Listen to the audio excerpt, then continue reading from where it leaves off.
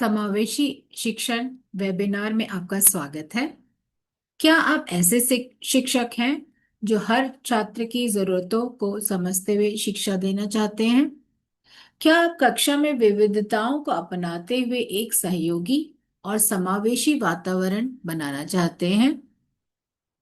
मैं बिल्कुल इस बात से सहमत हूं कि आज की परिस्थिति में हर शिक्षक यही चाहता है। तो आइए जानते हैं कि इस वेबिनार में हम क्या डिस्कस करेंगे और क्या समझेंगे। हम लोग ये जानेंगे कि समावेशी शिक्षण है क्या, कैसे हम विभिन्न क्षमताओं और भाषाओं और पृष्ठभूमि से आने वाले विद्यार्थियों को एक साथ जोड़ सकते हैं। तो जुड़े रहिए और बने रहिए होलिस्टिक लर्निंग पोर्टल पे और आगे बढ़ते हैं।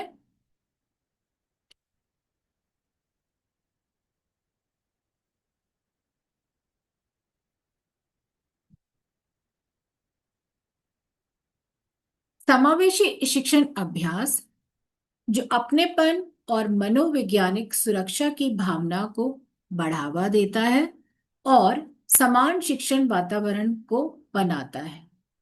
आइए जानते हैं कि राष्ट्रीय शिक्षा नीति 2020 इसके बारे में क्या कहती है। राष्ट्रीय शिक्षा नीति 2020 का कहना यह है कि यह स्कूल संस्कृति जो शिक्षकों और सामाजिक कार्यकर्ताओं और परामर्शदाताओं द्वारा लाई गई है, इसमें छात्रों को संवेदनशील बनाया जाएगा और समावेशी स्कूली पाठ्यक्रम को लाने के लिए कई तरह के बदलाव किए जाएंगे। राष्ट्रीय शिक्षा नीति 2020 का ये भी कहना है कि स्कूली पाठ्यक्रम से पूर्वाग्रह और रूढ़िवादिता को हटा दिया जाएगा और अधिक सामग्री शामिल की जाएगी जिसमें सभी समुदायों के लिए प्रासंगिक और भरोसेमंद पाठ्य सामग्री होगी। राष्ट्रीय शिक्षा नीति 2020 का कहना ये है कि मानवीय मूल्यों पर सामग्री को महत्व दिया जाएगा जिसमें सम्मान, सहानुभूति, सहिष्णुता, मानव अधिकार, लैंगिक समानता, अहिंसा, वैश्विक नागरिकता, समावेश और बराबरी का पूरा पूरा ध्यान रखा जाए।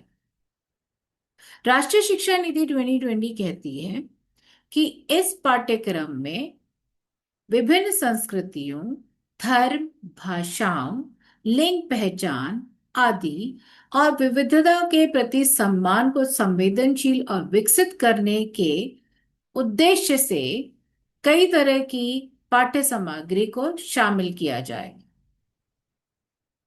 तो समझते हैं कि समावेशी शिक्षण है क्या। अगर इसको हम परिभाषित करना चाहें तो वह शिक्षण जो पृष्ठभूमि या क्षमता की परवाह किए बिना सभी छात्रों की सफलता का समर्थन करे, वही है समावेशी शिक्षण।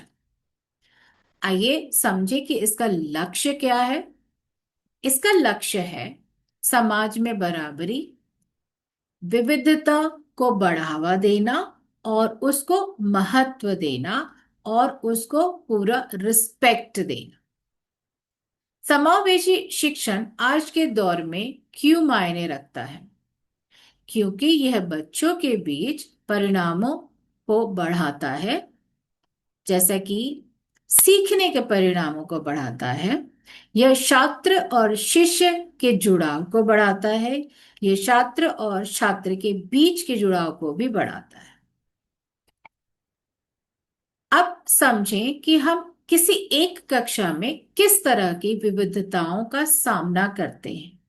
ये विविधताएं हो सकती हैं सांस्कृतिक, भाषाई, सामाजिक, आर्थिक, लिंग, तंत्रिका विविधता आदि।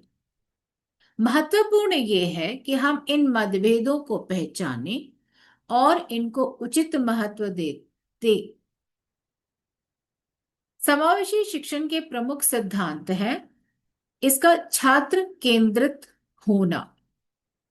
शिक्षा जो आज के दौर में हम दे रहे हैं या उपलब्ध करा रहे हैं, इसको छात्र केंद्रित होना होगा, जिसमें एक लचीलापन हो, सुलभता हो और निष्पक्षता हो। समावेशी शिक्षण को अभ्यास में लाने के लिए हमें क्लासरूम में यूनिवर्सल डिजाइन ऑफ लर्निंग का उपयोग करना होगा, या इसको ऐसे समझे कि सीखने के सार्वभौमिक डिजाइन को हमें लेना होगा, जिसमें हमें बच्चों के लिए कई जुड़ाव के साधन प्रदान करने होंगे, सामग्री का प्रतिनिधित्व करने वाले विभिन्न तरीके प्रदान करने होंगे। सामग्री का यहाँ पे मतलब है कि जो भी कॉन्सेप्ट हम समझाना चाह रहे हैं बच्चों को, उसके लिए, और अभिव्यक्ति के विभिन्न तरीकों को अनुमति देना होगा। बच्चों की समझ के हिसाब से हमें अनुमति देना होगा कि वो अपनी समझ को किस तरह से अभिव्यक्त करते हैं। यूडीएल को या यूनिवर्सल डिजाइन ऑफ लर्निंग को हम और अच्छे से समझें तो हम ये जानेंगे कि कुछ बच्चों को सुनकर याद होता है या वो समझते हैं। कुछ बच्चे डायग्राम्स, फ्लो चार्ट्स या मैप्स बना के ज्यादा अच्छे तरह से समझते हैं। कुछ बच्चे पीयर ट्यूटरिंग के जरिए अपनी अवधारणाओं को समझ सकते हैं।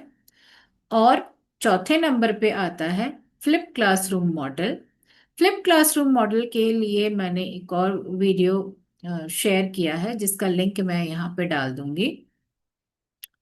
अब आते हैं पांचवें माध्यम पे, जो है कि जिसमें हम बच्चों को कक्षा से बाहर ले जा सकते हैं, बाहर के वातावरण से अवगत करा सकते हैं, जहाँ पे पेड़ पौधे फूल पत्तियों को वो देखें, उठाएं, सूंघें और समझें। धन्यवाद। अभी इसके बाद फिर से हम चर्चा के लिए मिलेंगे भाग 2 में। टिप्पणी अनुभाग पर प्रश्न जरूर पूछें। होलिस्टिक लर्निंग पोर्टल की सदस्य लें और समर्थन करें। धन्यवाद।